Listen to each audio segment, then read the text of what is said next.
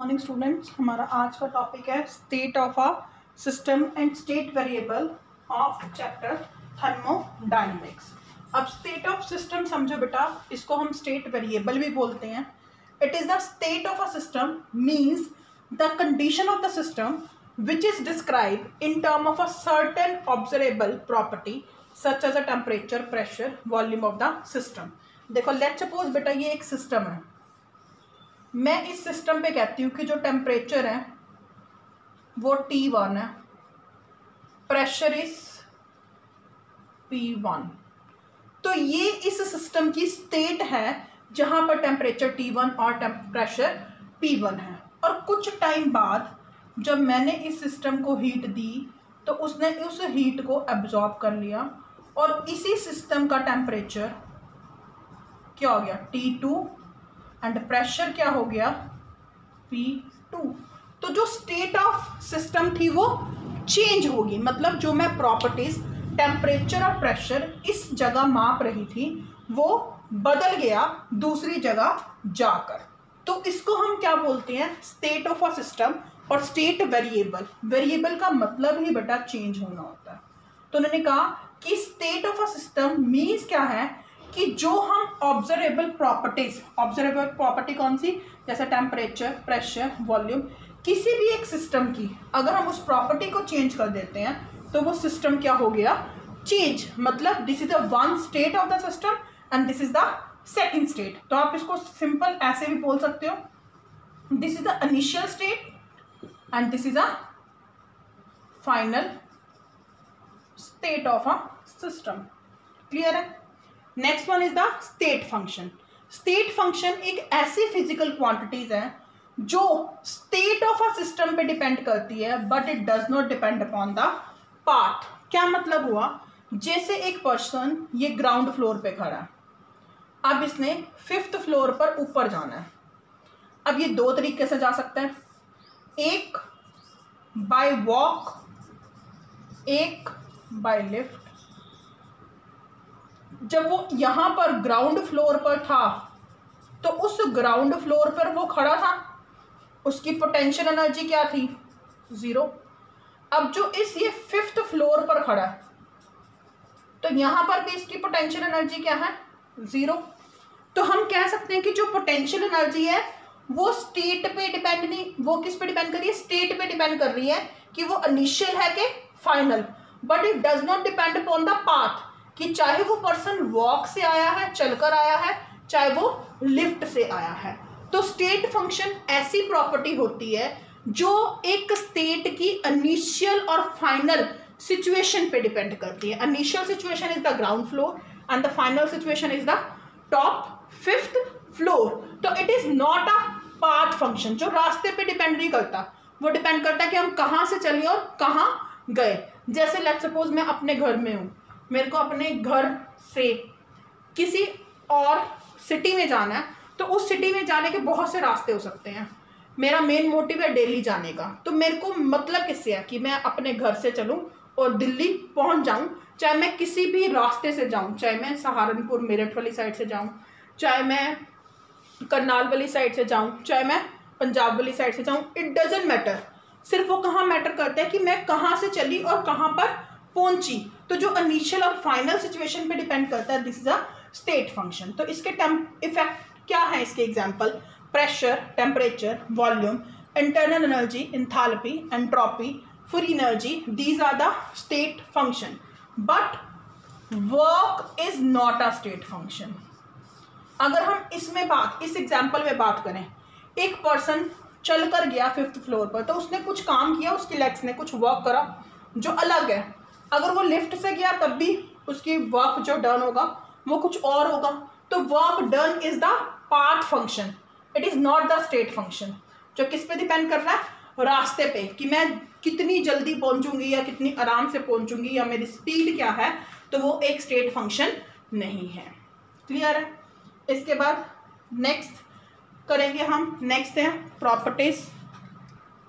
Next देखो बेटा, properties दो तरह की हैं, एक्सटेंसिव और intensive. These are the macroscopic properties.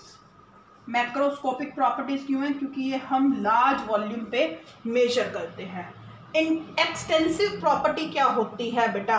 It depends upon the quantity of a matter. जो मैटर की क्वांटिटी का मतलब किस पे डिपेंड करती है? अमाउंट पे। जैसे मैंने कहा 1 kg एप्पल है, फिर मैंने कहा 2 kg एप्पल है। जो एप्पल है क्या है? This is a weight. Amount बता रहा है इनका कि 1 किलो है, 2 किलो है, तो उसको हम क्या बोलते हैं? Extensive property. बट जो अमाउंट पे डिपेंड ना करके नेचर पे डिपेंड करता है। जैसे मैंने कहा वो गुस्सा है, वो बहुत गुस्सा है, बहुत गुस्सा है, बहुत वर्ड, ये नहीं कहा कि कितना गुस्सा है, मैंने ये नहीं कहा वो 5 किलो गुस्सा है, 2 किलो गुस्सा है, बहुत गुस्सा है। वो नेचर बता रहा है कि वो गुस्से में है, but we can not measure the amount of that anger. This is a intensive properties, जिसके एग्जाम्पल क्या है? Surface tension, density and viscosity. Extensive क्या हुए? Mass, volume and heat capacity. अब डेंसिटी की बात देखो, अगर मैं कहूँ वाटर है, चाहे वो वाटर रिवर का है, चाहे वो किसी पॉन्ड का है, क्या वो किसी सी का है, बट वाटर तो वाटर ही है ना। तो वाटर का नेचर क्या होगा? Liquid state. तो लिक्विड इज द नेचर, तो वो क्या है? Intensive properties. बट अगर मैं कह दूं कि एक रिवर में 10 लीटर पानी है, पॉन्ड में 20 लीटर है, सी में 30 लीटर वाटर है, तो these are the amount of water. तो ये क्या है? Extensive property. तो एक्सटेंसिव प्रॉपर्टीज जो किसी भी चीज के अमाउंट पे डिपेंड करती है उसको हम क्या बोलते हैं? Extensive properties. और जो अमाउंट पे ना डिपेंड करके नेचर पे डिपेंड करती हैं उसको हम क्या बोलते हैं? Intensive properties.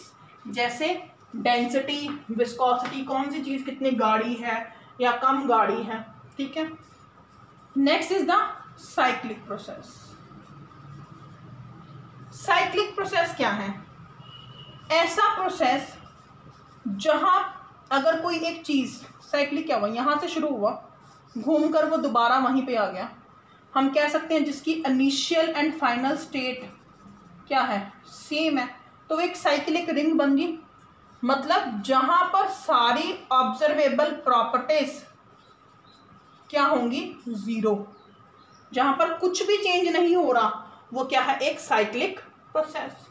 और जो साइक्लिक प्रोसेस हैं वो 4 तरह की हो सकते हैं बेटा। कौन कौन से हो सकते हैं वो 4 तरह के? देखो, first one is isothermal process.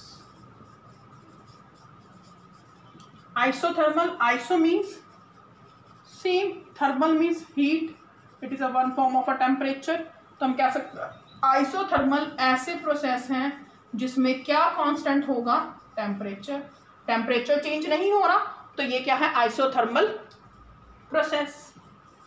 Second is isobaric process.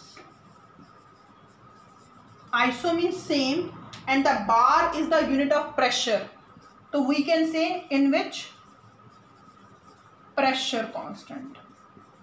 जिसमें प्रेशर कांस्टेंट लेंगे ऐसे प्रोसेस को क्या बोलेंगे? Isobaric. Next is isochoric process. Isochoric process में क्या कांस्टेंट होगा? Volume constant. Next is adiabatic process. Adiabatic process in which heat is constant, not change of heat from the surrounding, जिसको Q से रिप्रेजेंट करते हैं उसको हम क्या बोलते हैं? Isobaric process. अगर हम एक ग्राफ ड्रॉ करें, हम वो ग्राफ किस किस के बीच में ड्रॉ करते हैं? लेट्स सपोज प्रेशर और वॉल्यूम के बीच में ग्राफ ड्रॉ करते हैं, तो वो ग्राफ इन चारों प्रोसेसेस के लिए क्या आएगा? आइसोकोरिक के लिए कैसे आएगा? ऐसे। आइसोबारिक के लिए this is for isobaric, constant है प्रेशर, प्रेशर कांस्टेंट है ना, इस पॉइंट पे वॉल्यूम बढ़ रहा है, यही प्रेशर है, यही प्रेशर है, यही प्रेशर है, वॉल्यूम कांस्टेंट है, यही कांस्टेंट है, तो दिस इज आइसोकोरिक। बट हम प्रेशर और वॉल्यूम के वर्सेस कर रहे हैं, तो this one is for isothermal thermal temperature का ज़्यादा इफेक्ट पड़ता है वॉल्यूम पे। टेम्परेचर बढ़ाने से वॉल्यूम क्या होता है, बढ़ता है। And this is adiabatic. तो आप ग्राफिकली इस फॉर्म में भी कर सकते हो कि कौन सा हमारे पास आइसोबारिक है, कौन सा आइसोकोरिक, कौन सा आइसोथर्मल और कौन सा आइसोथर्मल है। क्लियर है? आज का हमारा इतना ही टॉपिक है। नेक्स्ट टॉपिक हम नेक्स्ट वीडियो में करेंगे। अगर कोई भी डाउट होगा you can ask and comment. Thank you and have a nice day.